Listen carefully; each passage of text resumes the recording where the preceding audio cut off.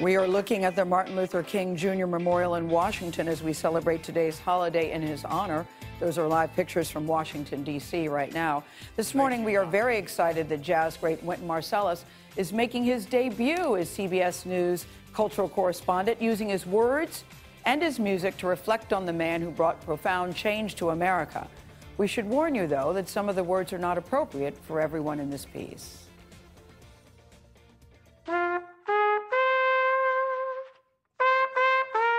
I grew up in Louisiana in the 1960s, segregated southern towns.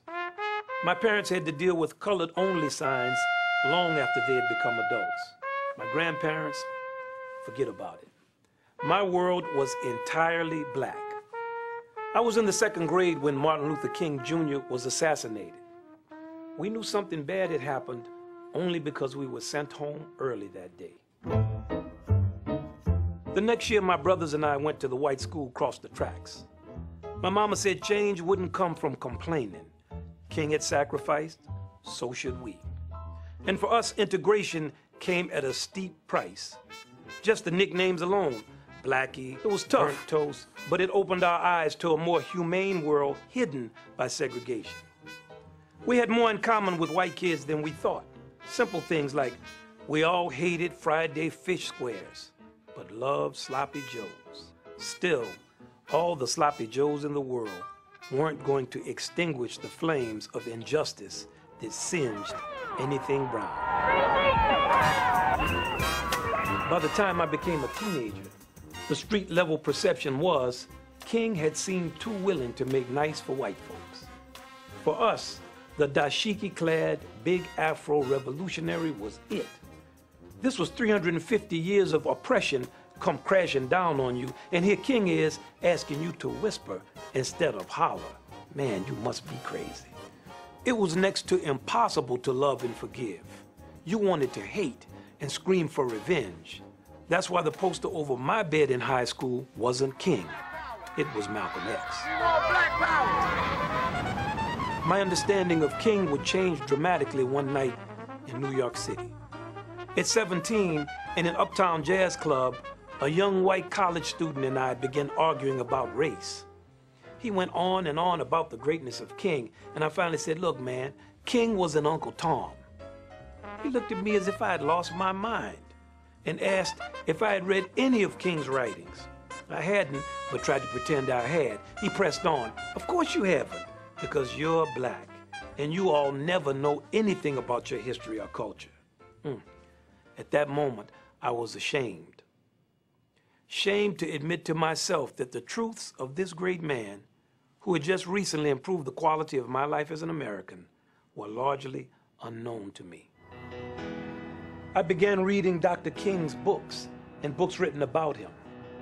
There I discovered he was in fact a powerful revolutionary, a genius who recast the Bible and the Constitution to teach us a new and better way of being free by embracing each other. And then, of course, his soaring rhetoric was poetry itself. With an irresistible lyricism, Dr. King galvanized an all-American army from all walks of life, believers thirsty for change. I have a dream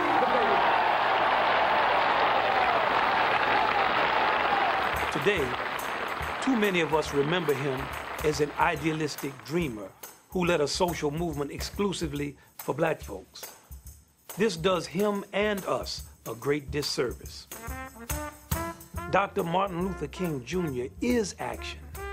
Under his generalship, civilian forces of labor, clergy, youth, and even politicians marched to a string of great victories. The Civil Rights Act of 1964 and the Voting Rights Act of 1965, amongst others. These laws made racism illegal and made us all better Americans. The legacy of Dr. King is all around us. It's all up in us. Even back then, he preached timeless human fundamentals that we all share. He once said, everybody has the blues. Everybody longs for meaning. Everybody needs to love and be loved. But let's not forget, Dr. Martin Luther King Jr. paid the ultimate price to bring our nation together in the fight for freedom. The power in national unity is something that we've forgotten. It's up to us to revive and sustain it today and always.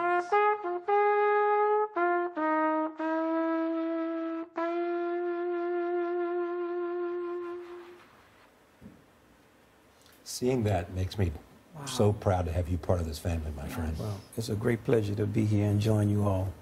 And it also reminds me that his legacy is never more important than it is today. Yes.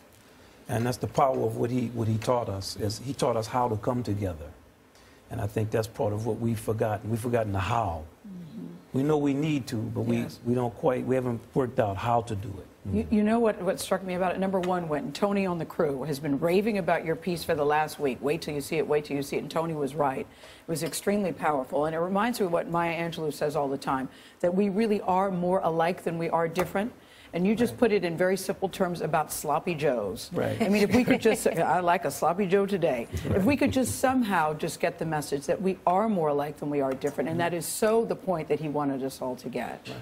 I think we need to embrace the best of what we have achieved already in our country. And for some reason, well, we don't know what the best is. It's not put in a framework that we can understand it. And I think King's legacy is the same way.